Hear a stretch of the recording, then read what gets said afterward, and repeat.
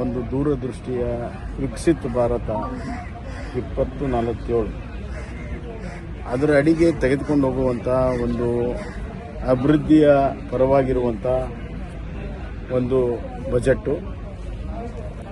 ಅಷ್ಟೇ ಅಲ್ಲ, physical consultation ಅಷ್ಟೇ ಅಲ್ಲ, ಎಕನಾಮಿಕಲ್ ಸ್ಟ್ರಕ್ಚರ್ ಮತ್ತು ಸೋಷಲ್ ಸ್ಟ್ರಕ್ಚರ್ ಎರಡನ್ನೂ ಕೂಡ ಮಹತ್ವ ಕೊಟ್ಟು ಸಮತೋಲನದಿಂದ ತೆಗೆದುಕೊಂಡು ಹೋಗುವಂಥ, ಅಂದರೆ ಗ್ರೋತಲ್ಲಿ economic growth, inclusive growth, social ಸ್ಟ್ರಕ್ಚರಲ್ಲಿ ಗ್ರಾಮೀಣ, ಅರ್ಬನ್, ಬಡವರು, ಹೆಣ್ಣುಮಕ್ಕಳು, ಯುವಕರು ಮತ್ತು ರೈತರು ಮತ್ತು MSME, ಹೀಗೆ ಎಲ್ಲ ವರ್ಗದ ಜನರಿಗೆ, SC ST ಸಮಾಜಕ್ಕೆ ಇವತ್ತು ದುಡಿಯುವ ಕೈಗಳಿಗೆ ವಿಪುಲವಾದಂಥ ಅವಕಾಶವನ್ನು ಕೊಟ್ಟಿರುವಂಥದ್ದು ಒಂದು ಬಜೆಟ್.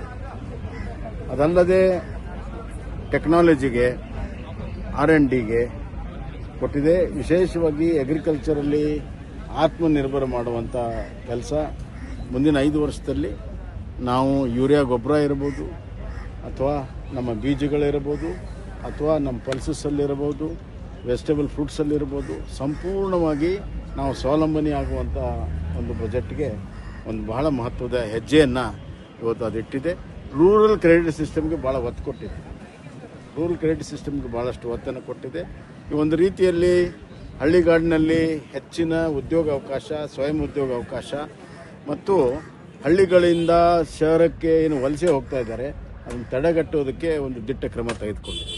ಇನ್ನು ಎರಡನೇದಾಗಿ ಟ್ಯಾಕ್ಸೇಷನಲ್ಲಿ ಭಾಳಷ್ಟು ಸರಳೀಕರಣವನ್ನು ಮಾಡಿದೆ. ಕಸ್ಟಮ್ಸ್ ಡ್ಯೂಟಿಯಲ್ಲಿ ಸರಳೀಕರಣವನ್ನು ಮಾಡಿದೆ.